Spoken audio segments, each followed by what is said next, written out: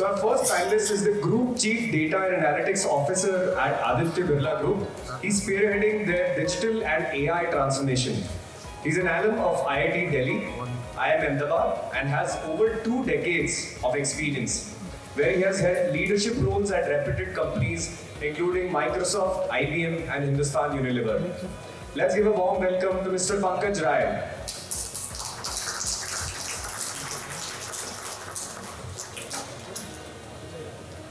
Next up, we have a visionary healthcare domain expert.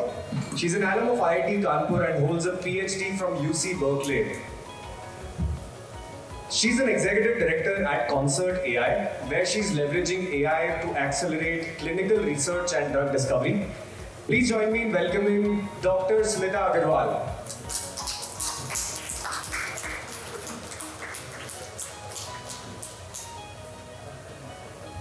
Now we have the SVP of engineering at MindTickle, a company that has earned a lot of recent attention for all the good reasons. She has a career span of 2 decades, working previously at Google, Microsoft, and Facebook in different leadership roles. She's an alum of IIT Bombay and has done her master's in database and data warehouse from Georgia Institute of Technology. Join me in welcoming Ms. Smita Ojha.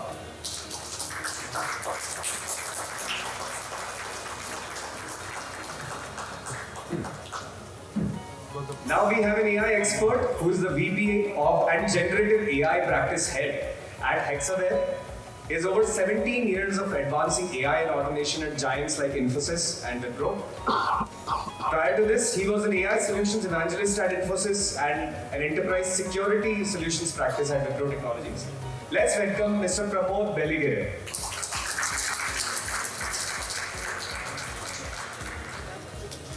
And finally, we have the moderator for our session, Shalini. She has over 2 decades of experience leading AI and analytics teams to drive change at giants like IBM. She specializes in applying the latest tech, including AI, to solve complex business challenges. Let's give a warm welcome to our moderator for this session, Ms. Shalini Sinha.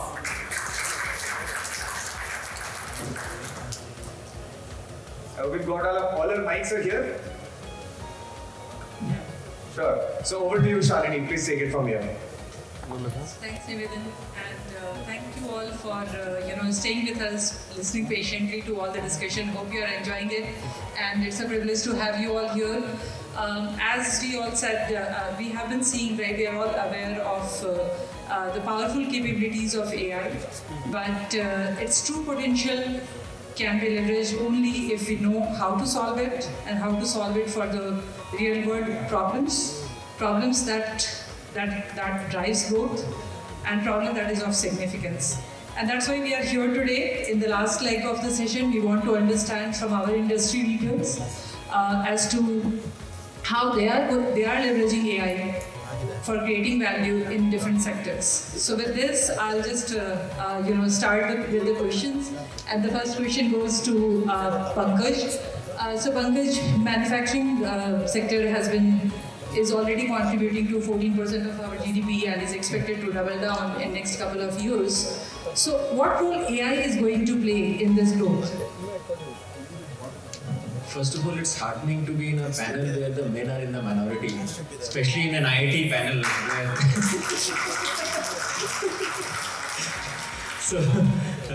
So I think going back to manufacturing. So I'm part of the Aditya Birla Group. About, I would say, 80-85% of our revenue profits come from the manufacturing side.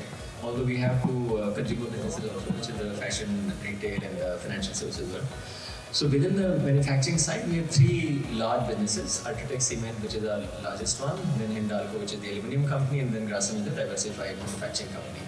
So among all of these, I think the largest sort of area of focus for us happens to be in the area of energy efficiency, aluminium consumes a lot of energy, and a lot of manufacturing consumes a lot of energy. So energy is one big focus area. The second is logistics, because you have plants in all these remote areas. You have to bring material in, you have to take material out. So those are the two large contributors. And then within the factory, you have product quality, predictive maintenance, because you have very heavy equipment. Any sort of downtime is very this thing. So these are the four big categories in the world of manufacturing where AI is utilized. Now all of these places, if you think about in the factory, everyone talks about Industry 4.0. Essentially, there are these machines which are supplied by OEMs. OEMs give you a certain, this thing of how these machines are expected to function. But of course, those things vary.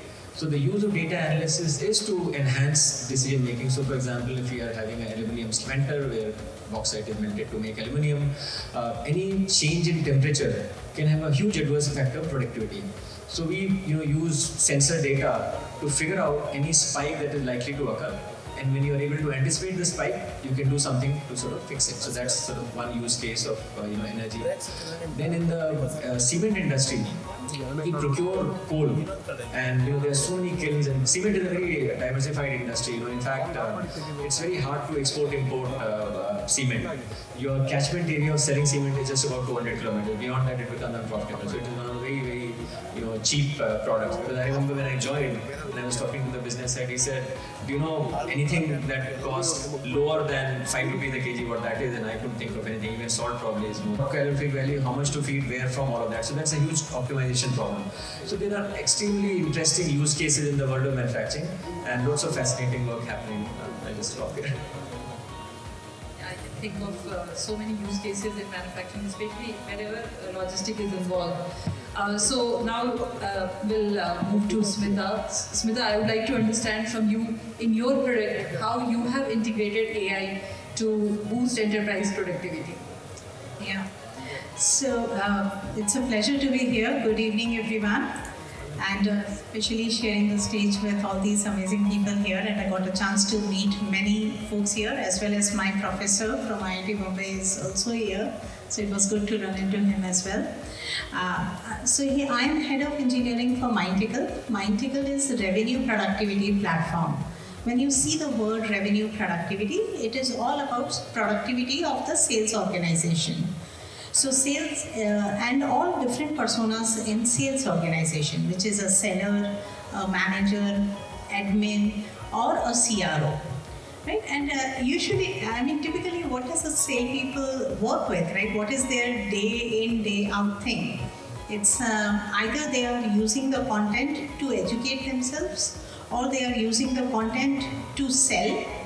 They are on a video call, they are using the audio, or all the signals which they are doing, that is getting collected in somewhere in a data source. So these are the 4 data sources which we typically work with, which is text-based, audio, video, and tabular.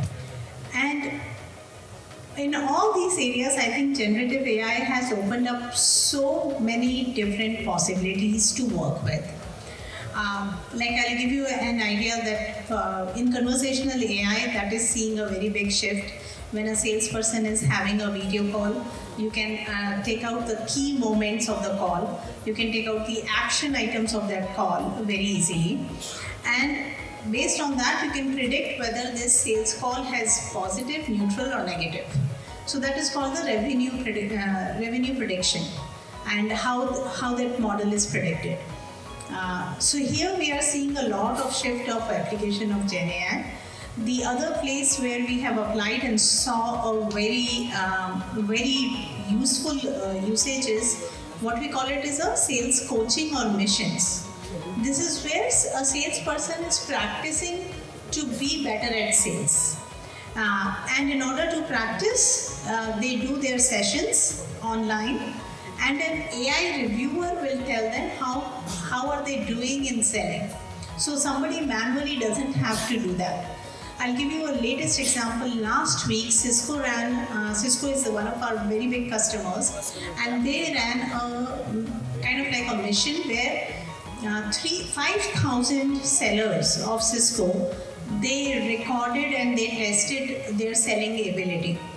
And it is not possible for humans to actually go and manually review each of the 30-minute recording there. But the AI was able to do that review in an hour, which would have otherwise taken, I think, 33 human days. So that's where I think, and then definitely Cisco called it out as Mintical as a big one. So similarly, there are so many, like I've just named 2 use cases, but I can think, we have already launched 5 or 6 of them in the market, and we have a few more coming in the pipeline as well. But this is where, in the productivity side, I feel like there's a lot that has unveiled with generative AI that we are using we have already started using in the industry. Okay, just the thought that after a meeting we don't have to send a MOM. Yes. So I think next I wanted to go to Smita because Pramod has the luxury to choose the best from many. So Smita, when it comes to AI in healthcare, that has been a widely discussed and heavily invested topic. But we want to know whether AI has truly demonstrated its value in that space, how far along we are. Right. So first of all, I'd like to again, thank Shalini for inviting me on this panel. I'm so glad to be here talking to and interacting with so many people in the domain. But to answer your question, Shalini, yes, healthcare and biology in general is a very amenable field for AI, right?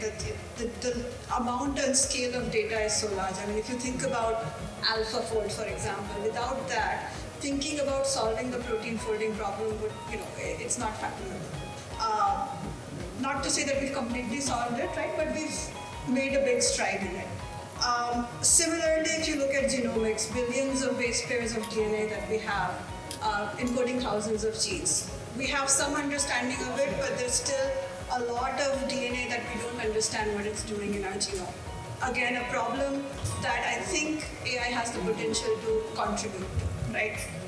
If you come to healthcare, precision medicine, right? Precision medicine is a field where you combine genomics, you combine metagenomics, epigenomics, proteomics, and then you can truly fulfill the potential of precision medicines. We're very far away from that, right?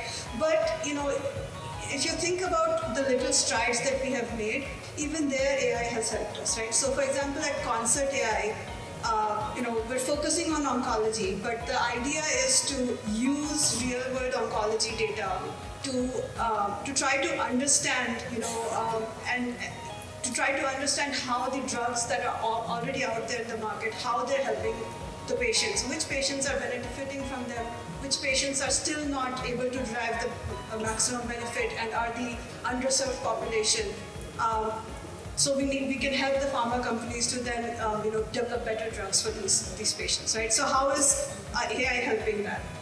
We have data from multiple EMR systems from across the US. You can look at how these patients were treated, what tests were performed on these patients, which drugs were given to these patients and how they responded and what adverse events these patients had, right? So combining all of this data together, you can then get a better understanding of how you can help these patients, better stratify them for treatments, and so on.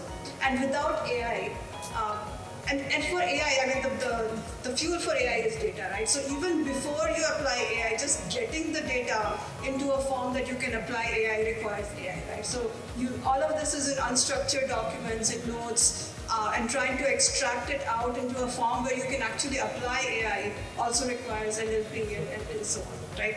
So that's one thing. And then if you come to the drug development process, every step in that process can actually benefit from AI. So if you look at identifying the targets for the drugs, identifying the best drug candidates, you can move from doing these large-scale in vitro screening experiments to doing the screening in silico with AI, making it more efficient and so on.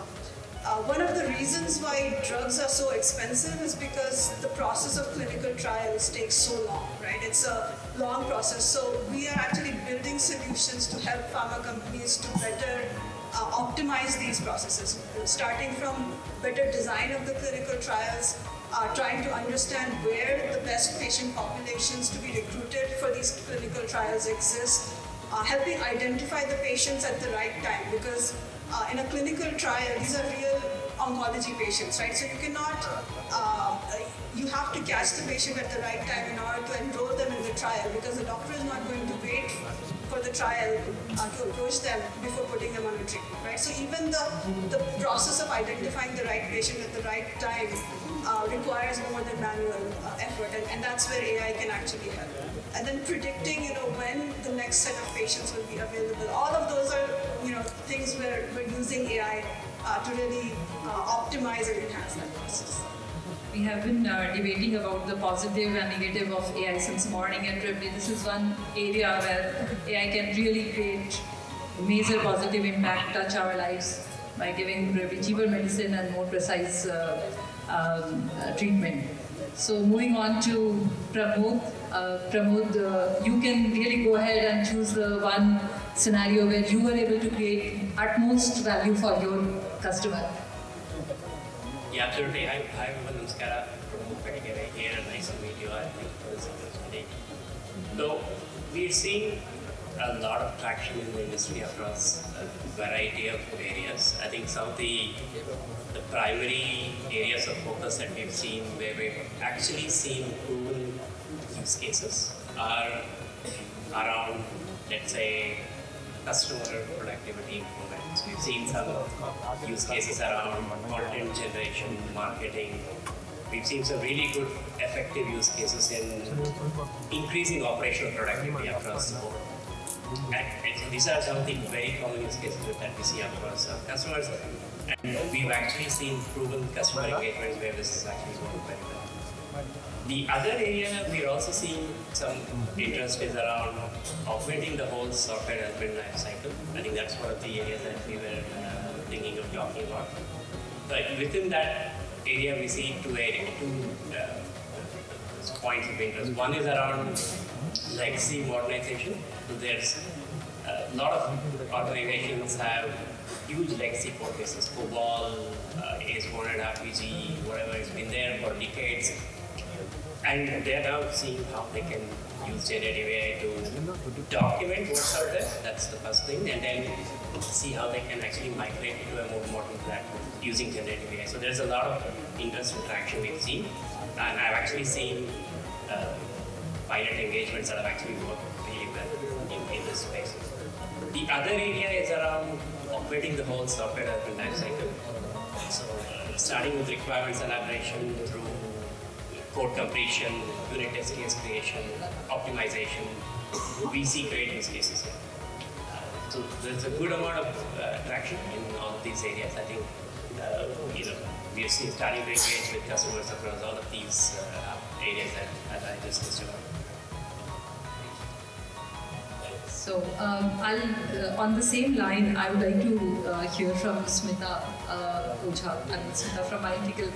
So with this, the LLM coming and with generative AI coming to our sort of assistant, how do you see it evolving and changing the landscape of software engineering itself? I think there's actually we just have a webinar tomorrow, just in 2 days, on how it is helping in the developer efficiency and engineering efficiency. So there are a few, and there are many things where a developer can get more productive in writing the code.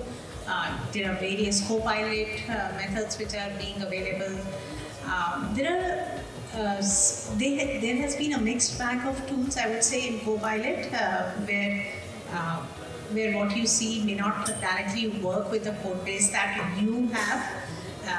Because, for example, the GitHub Copilot works with, doesn't work with just your repository, it will work with only the open files and something. So there are some limitations there as well. So I feel that field is right now a little bit basic and evolving as we go. But there are a couple of areas where we have already adopted it and adopted it successfully. One of them is the product documentation. So this is the work which was happening manually, that after the product is ready and the engineer has they have their designed out, they have their product, there is some code documentation, and now generative AI can look at all of this which is available and come up with the documentation which we can give it to the customers. So this part we have used generative AI already and applied there. The other use case we have used it is in the test automation. Test automation is also fairly possible and very easy to apply. And the third place where we are using it is in writing some scripts, especially in the Python scripts with all our DevOps using it very effectively. So that is another area that we have explored as well, where some of the scripts can be written. And this is the three places in the industry that I have seen get applied. We are using one or two of them already, and in the third and fourth we are trying to still experiment and see which one is the best tool out there to use. So when I was working in ITSM domain, there was a saying that cobbler's sons don't have shoes, and this applies. So, because IT spending always on themselves is always less. But now that LLM has come, and we can all see that you have to embrace it. You have to embrace it in every department, and this is what is playing on the mind of almost every software engineer. What skill set will be relevant? How do we prepare for that? So I would like to ask Pramod, you have a big workforce. How are you preparing them for the integration of generative AI? Yeah, absolutely. So, one that we are doing multiple, we're looking at this at multiple levels. One is we have seen, first of all, we're getting our entire technology staff getting them trained on generative AI. We have 3 levels of training that we've identified, starting from absolute basics. We want to get our entire technology staff completely equipped and ready by, let's say, the mid of next year. That's a very steep target we have right now. Beyond this, we are establishing all the necessary infrastructure for playing around with, let's say, the open source models, experimenting with multiple use cases. We're doing that within the organization. We have partnerships across the board with all the leading hyperscalers, of course. And beyond that, smaller companies, organizations like OpenAI, MosaiCML, they've merged with Databricks now, and Stability AI, Stability.ai, some of them. So we have these partnerships set up across the board. Now, beyond all of this necessary fundamental things, we've also been establishing a full-fledged consulting and implementation framework. And the objective that we have is, when we connect with the customer, we want to guide them through the entire process of finding the right use cases, making sure the data is in order, and eventually, once we speak across all of the business groups, we want to have a clear set of use cases identified, a backlog identified at the end of that exercise. It's only then we hand over to our implementation framework where we actually start building out these solutions. So all of this has been established as a process, and beyond this, there's just one thing I want to add is around some of the solutions, the targeted solutions we've been building for a variety of use cases out there. We have over 20 plus solutions that have been built as of now, and we are continuing to target to build, identify challenge areas, build some solutions, so that when we engage with the customer, we can readily take some of these solutions, just configure it, adapt it, get them started. Nothing to worry about. Yeah. So moving on, I would like to hear from Smita. Smita, what kind of challenges do you see in the adoption? I know that there had been many challenges in the implementation earlier, and engineering has come a long way in solving that. But when it comes to adoption, there is still a lot of barrier, especially from the domain side, from the domain experts, from the from the consumers. So, what kind of challenges do you see in the adoption of AI? Right. So you're right. I think there are many significant challenges to the adoption, and I'll touch upon a few of them. So I think one of the big ones is, the foundational models have been built. They've been trained on, a large amount of data, and that large amount of data is across, a wide variety of domains, right? So when it comes to adoption and customization of these models to your specific problem, your specific domain, that last mile is still a challenge, right? So, you can take a ChatGPT or a large language model, but when you start to apply it to, say, in my example, medical reports and medical data, it probably is not trained on enough medical data to be able to interpret it the way. I mean, you can get accuracies of 70-75%, but when you want to go from that to 90-95% for your specific use case, that's where you do have to put in a significant amount of effort and energy. Maybe retrain some of these models. Prompt engineering sometimes works, but most of the times is not enough, right? So that part is still time consuming, is still resource and cost intensive. So once we can cross that barrier is only when we can sort of start to adopt it for the various domains. So that's one. The second, of course, is data itself, right? So when you want to, link to the first problem, but when you want to, customize the solutions to your particular domain, you first have to get the data into a form that is amenable to that sort of training, right? So I had alluded earlier to the fact that for healthcare problems, a lot of data is sort of locked away in these PDF reports. OCR NLP is a solution, but again, that's also a solution that is not perfect. And getting it to that point, getting the right data in the format that you need to then train all of these models, that itself is a challenge, right? The next one is, I think, hallucination. I mean, we've all talked about it, but the hallucination problem is real. And in order to adopt these solutions to anything that is automated, in a real world scenario is very difficult. So I think as of today, a lot of these things can be adopted to use cases where there's a human in the loop, right? So if the model is hallucinating, at least there's someone to correct that, right? It's not going to kind of go out and cause a lot of harm if you just, for example, if you just deploy it in an automated setting where no one is looking at it. So I think that's one of the other challenges. There's many more, like cost, like interpretability. In some use cases, you do need the interpretability which these models don't have. The data privacy and regulations. All of those things, you cannot just put your data into these open source APIs. You have to then have something that's deployed in your private cloud. Especially when it comes to sensitive data like financial data or patient data, etc. I think accepting a subjective bias from a human is far more easy. But when we look at a machine, we are always looking for perfection. That's what. So when it comes to AI implementation, especially generative AI implementation, the pace of innovation is so high.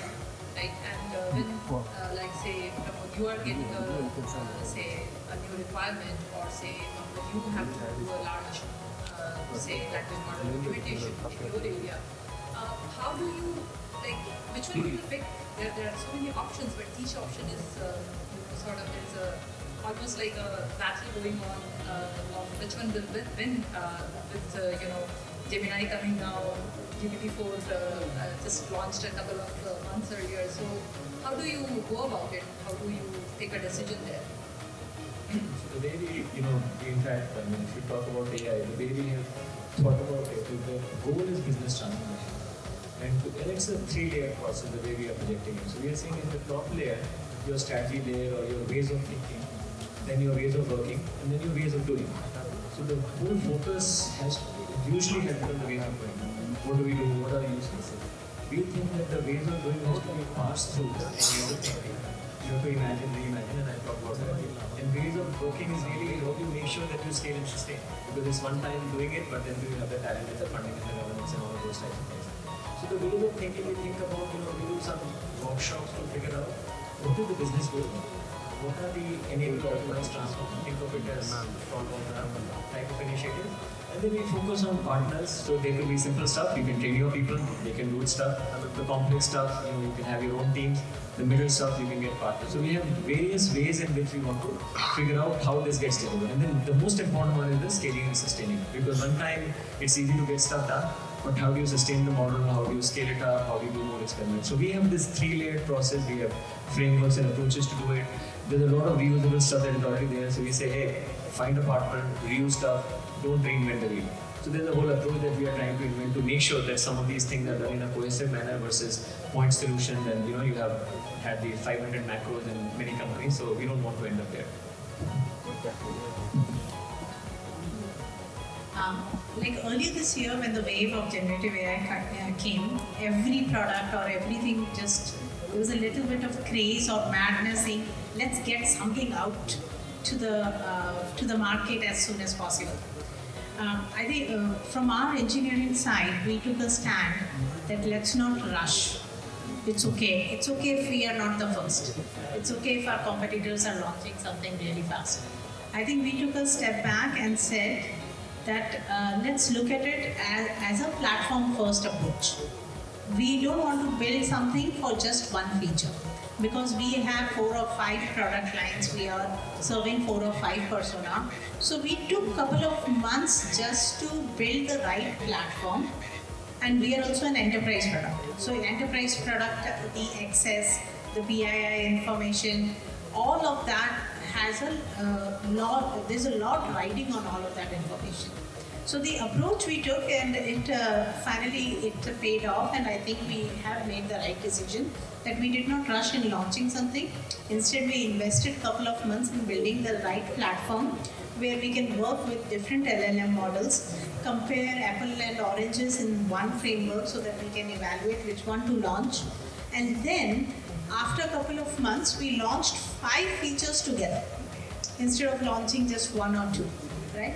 So I think that approach really helped. The other thing which we did is we never looked at generative AI as only generative AI.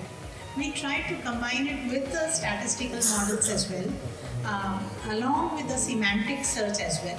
So all the documents, if you're searching something, they go through semantic search first.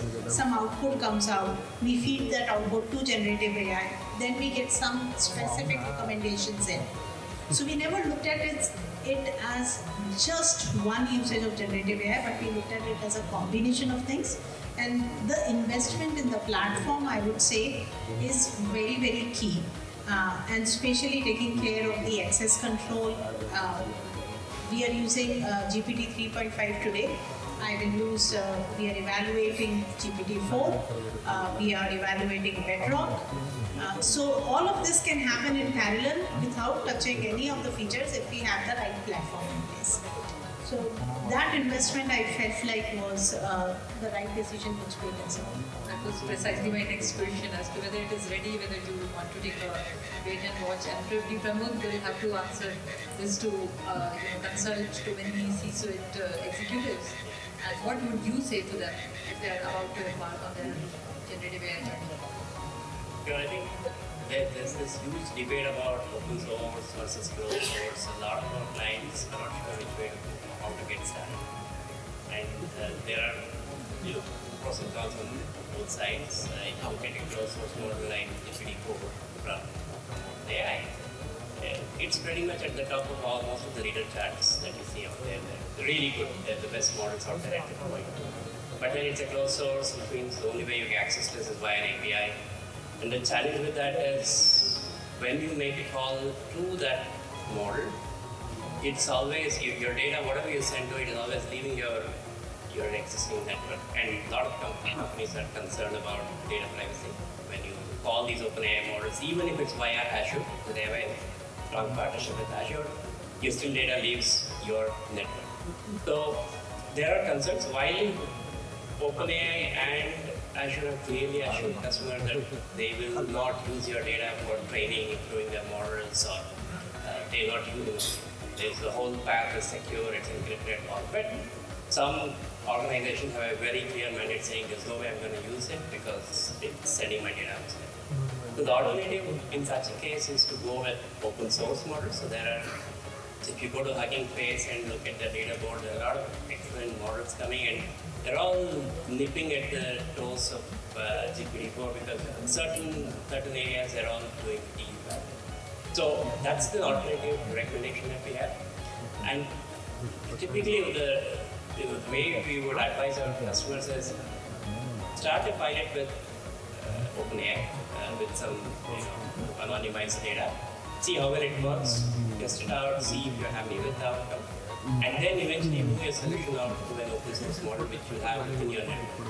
So that way, essentially, even if you compare the cost, there's an inflection point where the cost of using open source at some point becomes lower than the cost of using OpenAI from a closed source model. So that's an advice that we give at a leadership level.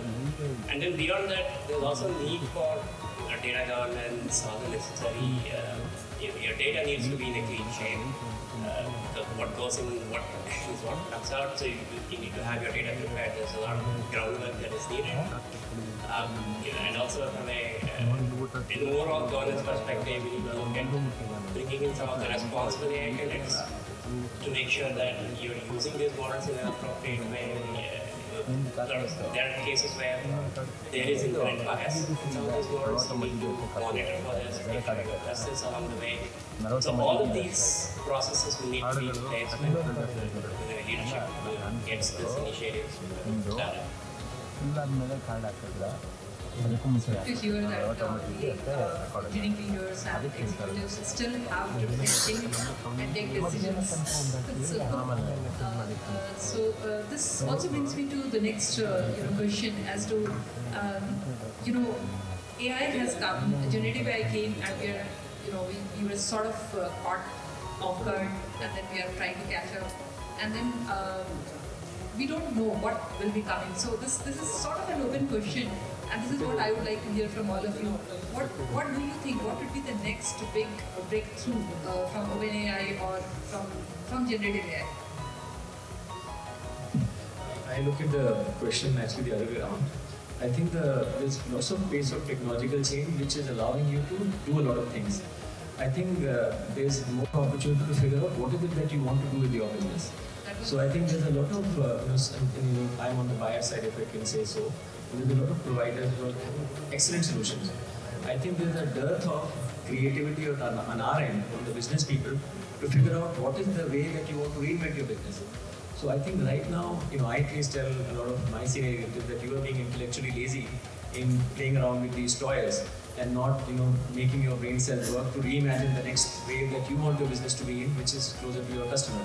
So I think a lot of energy, at least on the buyer side, has to be invested more on figuring out the next business model, because I tell them that, whatever you can think about it, the genie is there. They will solve it. But you have to figure out what questions to ask, what do you want it to be. And I think there's a dearth of creativity on the business model innovation side, which I think is a bigger place to spend time on versus figuring out the next cool innovation. That's how I think. And that's really the something which is again a very open-ended question, a very relevant, very important. So I would like to hear from all of you. What is one big problem from any sector, from any domain that you would like to bet on when it comes to implementation of AI, or where AI, you feel that AI can really... The way I think about it, that AI has, I think Andrew or someone said, it's like electricity. So I don't think that is a much more valid question. The question is, are you training your teams to continuously evolve and think about the innovation, doing lots of experiments? Like I said, in our 3 layers, your ways of thinking is thinking on new experiments. Ways of working is putting it in motion, and ways of doing is figuring out the best way of satisfying it. So I think you have to continually experiment on these 3 layers, and your best thing is integrating these 3. I think there's too much time being spent on the ways of doing innovation, which I think the big techs will, eventually automate everything, whoever is doing whatever. So I do think that there's a lot more, if I can say so, in the humanities area that needs strengthening than the tech area, which I think is overfed. Yeah, so I actually want to think of this slightly differently, right? So I think the technological innovation will continue at a rapid pace, and as Pankaj said, right, it's for us to keep up and make sure we're thinking about how to appropriately use it. And I think we should stratify the problems at two levels, right? So there's the research and innovation level, or where we can use AI to truly solve a problem that has never been solved before. That is one. And then, so there, the pace of advancement, I think, will be slower. And when you see the results will be much more impactful, right? That's one thing. However, there's another layer, and these are, I think, more lower-hanging fruits, but can cause a huge, at least, business impact, right? So, for example, again, I'm from the healthcare sector, so I'll take an example there, right? So I talked about, drug discovery, drug development, optimizing clinical trials and so on. On the healthcare side, if you think about it, clinical decision support, helping the doctors make better decisions on how to treat their patients. Those are all innovative ideas and research problems really at this stage where AI can solve things. But if you take a step back, there are a lot of efficiencies that can be gained just in the healthcare operations domain, right? So if you think about how doctors are spending a lot of time writing their notes, right, and doing administrative things. Nurses are spending a lot of time talking to patients, kind of explaining their conditions, writing notes. All of these type of things can be solved much more accurately and efficiently with AI today. And they can free the humans to do more cognitively complicated things, right?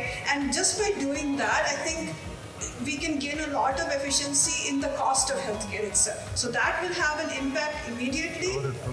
It's more low-hanging, but we should also think about, doing that because it could be a shorter-term return. I think, so this year has been applying generative AI to the ways that we are used to, right? I'll take the latest example of what Gemini released this week. Like if a student is working and a student is writing a problem and a solution, generative AI can evaluate your handwriting and even recommend you what is happening, what is not happening. So the mindset which they are taking it, there's a certain way a student works. There's a certain way a student learns. And how can we apply generative AI to make that path better? That's where this year was focused on. What I feel is in the next coming years, that path itself will change and evolve. Right? Based on the tools as they own and they do it. Similarly, even in our product line, we are looking at a salesperson doing a lot of learning in courses and going through a lot of learning solutions and then going and doing the task of selling. But and we are optimizing that path, of course, that is the need for the hour this year. But we feel that, just like what Pankaj said, that the product people,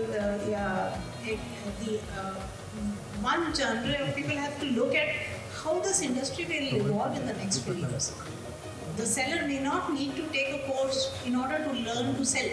There might be some other ways of doing it. Why does the onboarding takes 2 months today? Maybe it will take 2 hours. You never know, right? So that is the part that we have to question as business leaders.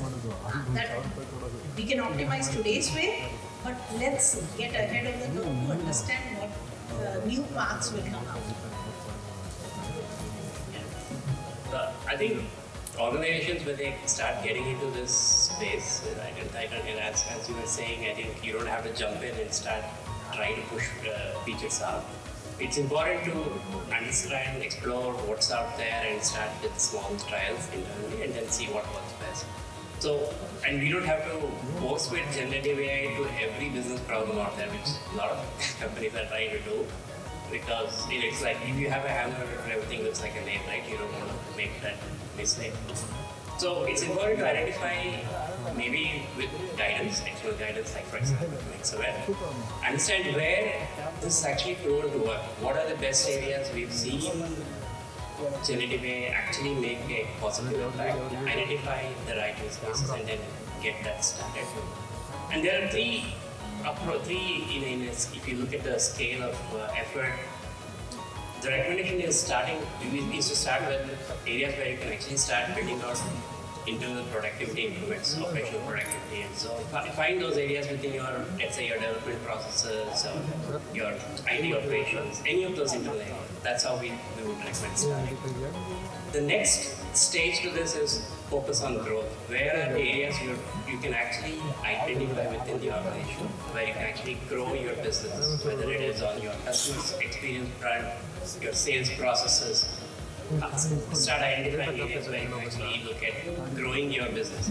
And then finally, at the absolute top end of the scale, think about big bets. Are there areas that you can identify within your existing processes that can entirely transform your business? So those are the exponential areas that you can achieve with the use of generative AI or any technology. So we suggest we go in a scaled way, starting with core productivity improvements, focus on growth, and then eventually look at identifying big bets. Very similar to that, there's another way to think about it. We all talk about innovation, and innovation people will tell you is product, process, business model. Product innovation easiest to copy, process slightly harder, business model more difficult. So in the same way, like Pramod said, I think today a lot of effort happens on the product side, simple stuff, you can do that. I think the business model innovation is the untapped opportunity, and I think people will get there. But I think that's where the biggest opportunity, because these things will get copied. So that's all. So what I understand, I'll just summarize it. This brings us to the end of the panel. And what I understand is that the tool is here, its powerful capabilities are here for us to use. We just have to be creative. We need to know how to, where to use it, when to use it, and how to use it. And as Smita said, we have to look at, unlocking the true potential of combined capabilities of human and AI.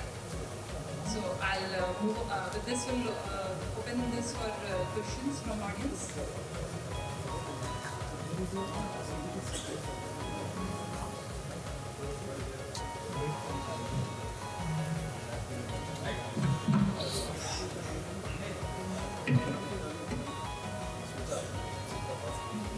Yeah, I'm Paul Dynasty. My question to Smita Agarwal. You were telling clinical tools are more receptive in health domain for AI, generative AI. If a discharge summary report for a patient, can a clinical tool will play a correct role?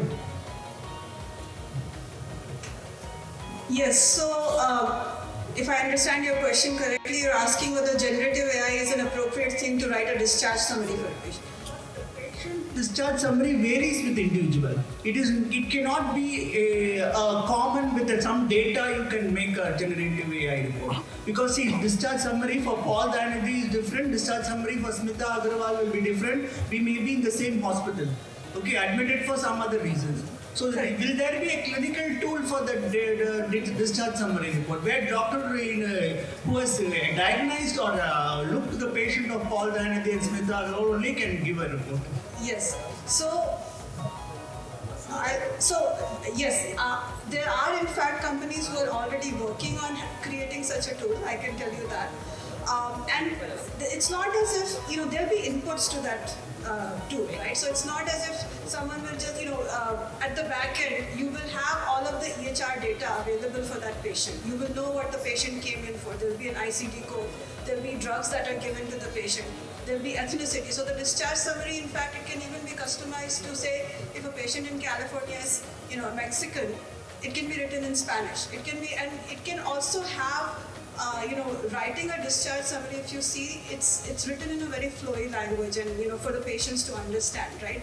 But the doctor can have like a shorthand, or a nurse can input a very shorthand version of it, which then this tool can expand to the level that the patient needs, right? And in fact, it doesn't even have to be a static summary, right? It could be an interactive tool where you provide a summary, and then the patient can also, after discharge for a week, 2 weeks, actually ask questions based on their condition, and with guardrails, right? So it's not something that will go out without, say, a doctor or a nurse leading it first, but it can answer those questions where there'll be minimal time requirement from the nurse or the doctor to then correct that before sending it back to the patient. So again, generative AI, as I said, I think it's good for things where there's a human in the loop, where it's not not completely automated, but it's significantly going to decrease the time of the human in doing this.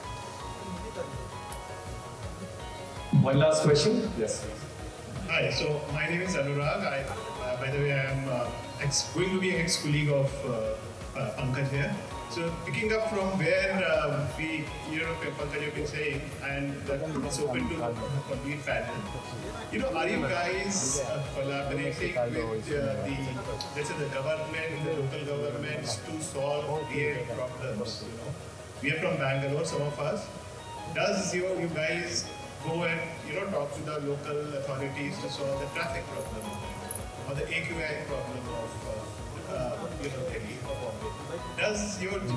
Are you looking at generative AI in working in those areas rather than building a better mousetrap for some sorting application? Thank you. Definitely, I think partnership with local governments and agencies is definitely something that on our radar. While we at this point, I see if there's somebody else in the audience who can elaborate on some of the work that we're doing jointly with local governments in the generative AI space. But we've been seeing at this point a lot of government initiatives to bring in some of these AI-based solutions, and that's where we have a clear direction internally to see how we can start helping with some of the local civic issues. While at this point, I am not aware of anything active at this point, but that is definitely a goal that we want to contribute locally to the society and see how we can help address some of these.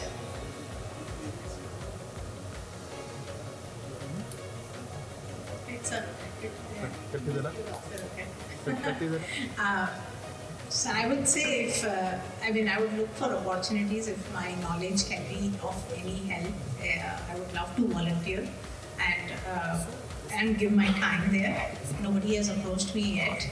I'll also look. One thing which Mindtickle is doing is there's a government-sponsored security hackathon which happens. It happens, I think, once or twice a year. It's India, and it is at India level.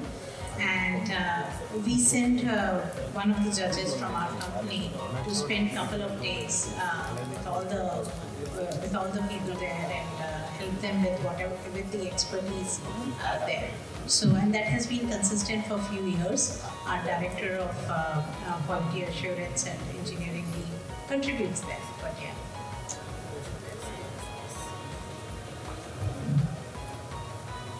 Okay, wonderful. Thank you so much. We've had a brilliant discussion here. We heard a lot of, I think for a lot of people here who are into building things, and I've met a lot of people who are also looking for ideas to work on. So I think for them it would be especially valuable to have all of this insight coming in from these diverse angles. So I really appreciate you all taking the time today. Thank you so much for joining us here.